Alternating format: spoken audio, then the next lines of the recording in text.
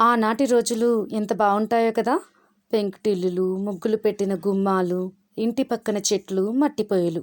మరి అలాంటి వాతావరణాన్ని మీకు చూపించడానికి నేను తయారు చేసిన ఈ చిన్న మినియేచర్ చూసి ఎలా ఉందో నాకు కామెంట్ ద్వారా తెలపండి. ఇంకొకటి, మన వీడియోలు ఇక ఇలాంటి మినియేచర్ నుండి మొదలవుతాయి. ఇందులో అత్యంత ముఖ్యమైన వారు ఇదిగోండి, మన రామచంద్రయ్య గారు, ఆయన భార్య జానకమ్మ. రామచంద్రయ్య గారు ఊరి పెద్ద. పిల్లలు ఎవరి జీవితాల్లో వాళ్ళు స్థిరపడ్డారు. అందుకని రామచంద్రయ్య, జానకమ్మ ఈ పెంకుటిల్లులోనే తమ జీవితాన్ని ఎంతో ఆనందంగా గడపాలనుకుంటున్నారు. రామచంద్రయ్య గారు మనసు పెద్దదే, అలాగే బొజ్జ కూడా పెద్దదే. అదేనండి, మంచి భోజన ప్రియుడు. తన భార్య జానకమ్మను ఏదో ఒక వంట చేయమని అడుగుతూ విసిగిస్తూ ఉంటాడు. మరి ఈరోజు ఏమైందో చూద్దామా? ఓయ్ జానకమ్మ, ఉదయం నుంచి ఆకలి దంచేస్తుంది. అప్పుడే 8 అయిపోయింది. నీ వంట అయ్యిందా లేదా అని అడుగుతాడు రామచంద్రయ్య. అబ్బబ్బా ఉండవయ్యా, ఈరోజు వరలక్ష్మి వ్రతం, అమ్మవారికి ప్రసాదాలు చేస్తున్నాను. ఈ ఒక్కరోజు టైం దాటిపోతే ఏం జరగదులే, కాసేపు ఆగవయ్యా అని అంటుంది జానకమ్మ. రామచంద్రయ్య, ఓ, ఈరోజు వరలక్ష్మి వ్రతము కదా, మర్చిపోయాను. సరే సరే, ప్రసాదాలు అయ్యాక అమ్మవారికి పెట్టిన తరువాత నాకు పెట్టు.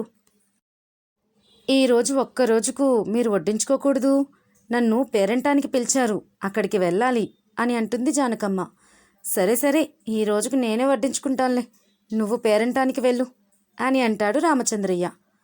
అబ్బా, జానకి చేతులతో పెడితే గాని నాకు ఆకలి తీరదు, పోనీలే జానకి వచ్చిందాకా ఆగుతాను అని కూర్చుంటాడు రామచంద్రయ్య. జానకమ్మ అంతకీ రాదు ఇంతకీ రాదు. రామచంద్రయ్య అలాగే ఎదురు చూస్తూ ఉంటాడు. కాసేపటికి జానకమ్మ వచ్చి పొయ్యి దగ్గర చూస్తుంది. వంటలు అలాగే ఉంటాయి. రామచంద్రయ్యని అడుగుతుంది, ఏమయ్యా, ఏం పెట్టుకొని తినలేదా? ఈ ఒక్క రోజుకి పెట్టుకోమన్నాను కదా, ఇలా చేస్తే ఎలా అయ్యా అని అంటుంది. రామచంద్రయ్య, అలా కాదు జానకి, అదేంటో నువ్వు చేత్తో పెడితేనే నాకు ఆకలి తీరినట్టు అనిపిస్తుంది అని అంటాడు. చాలండి, అసలే మీరు ఆకలికి ఆగరు, ఇదిగో తినండి అని ఇస్తుంది. రామచంద్రయ్య తింటూ ఉంటాడు. ఏమండి, నేను పేరంటానికి వెళ్ళాను కదా, అక్కడ ఆడవారు అమ్మవారిని ఎంత బాగా అలంకరించారో. పువ్వుల దండలు, గాజులు, చీరలు, బంగారపు గొలుసులు, వెండి వస్తువులు, డబ్బుల కట్టలు, రకరకాల పిండి వంటలు. అబ్బబ్బబ్బో, ఎంత కన్నుల పండుగ ఉందో అని అంటుంది. ఆ మాటలు విన్న రామచంద్రయ్య, అమ్మవారిని ఎవరికి తోచిన విధంగా వారు అలంకరించి పూజించుకుంటారు. ఎందుకంటే ప్రతి ఒక్కరికి ఆ అమ్మవారి ఆశీస్సులు ఉండాలి కాబట్టి. ఇంకొకటి, ఏ పూజ చేసినా భక్తి శ్రద్ధలతో చేస్తే ఆ పుణ్యఫలం చేసే వాళ్ళకే దక్కుతుంది. కలిగిన వారు బంగారం, వెండి వస్తువులతో పూజ చేస్తే, లేనివారు మట్టి వస్తువులతో పూజ చేస్తారు. నీకు ఒక చిట్టి కథ చెప్తాను వినిజానికి అని కథ చెప్పడం మొదలు పెడతాడు. పూర్వం రామేశ్వరంలో ఒక వృద్ధురాలు ఉండేది. ఆవిడికి ఎవరూ లేరు. ఒంటరిగా ఒక ఇంట్లో ఉంటూ ఆకుకూరలు అమ్ముకుంటూ తన జీవితం కొనసాగిస్తూ ఉండేది. ఒకరోజు ఊరిలో ఆడపడుచులు మంచిగా పసుపు, కుంకుమ, మంచి చీరలు, పువ్వులు, నగలు అలంకరించుకొని హడావిడిగా ఒకరి ఇళ్లకు ఒకరు వెళ్తూ ఉంటారు. ఆ ముసలావిడ ఒక ఇంటి దగ్గర ఆగి, ఏమైందమ్మా, అందరూ ఇలా హడావిడిగా వెళ్తున్నారు, ఎవరి ఇంటిలోనైనా పెళ్ళా అని అడుగుతుంది.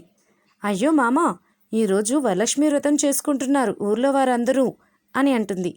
ఎందుకు ఆ మామ మనసులో ఆ వ్రతం కూడా చేసుకోవాలి అనే ఆలోచన వస్తుంది. ఈ వ్రతం ఎలా చేయాలమ్మా అని అడుగుతుంది. ఆ అమ్మాయి వ్రతం ఎలా చేయాలో అంతా చెబుతుంది. ఓహో, ఇలా చేయాలా అని మనసులో అనుకుని అక్కడి నుండి వెళ్ళిపోతుంది. నా దగ్గర బంగారం, వెండి, వంటలు చేయడానికి సామాను లేదే. నా అమ్మవారికి నాకు నచ్చినట్టుగా పూజ చేసుకుంటాను అనుకొని పసుపు ముద్దతో అమ్మవారి ప్రతిమ చేస్తుంది. కుంకుమ బొట్టు పెడుతుంది. ఏ చెట్టు దగ్గరికి వెళ్ళినా పువ్వులు కనబడడం లేదు. ఆకులు తెచ్చి మాలను కట్టి అమ్మవారి మెడలో వేస్తుంది. మట్టితో ప్రమిదను చేసి దీపం వెలిగిస్తుంది.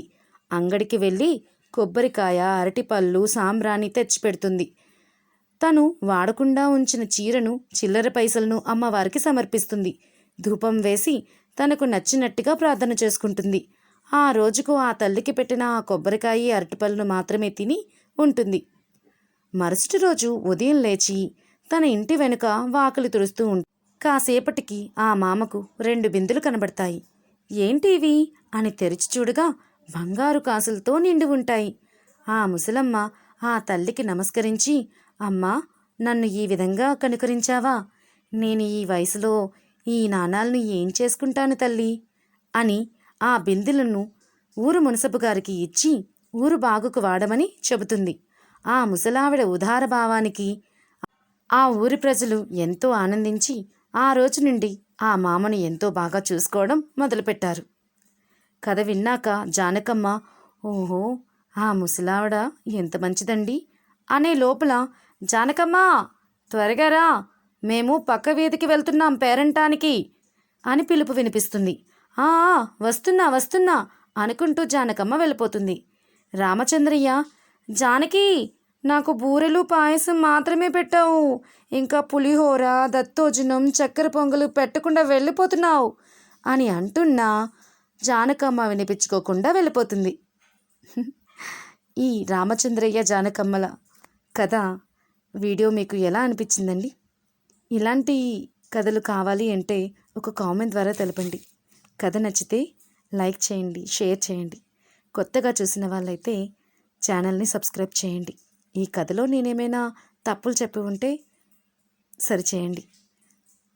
వరలక్ష్మి వ్రతం జరుపుకుంటున్న వారందరికీ ఆ అమ్మవారి కరుణ కటాక్షాలు ఎప్పుడూ మీ మీద ఉండాలని కోరుకుంటున్నాను. ధన్యవాదాలు.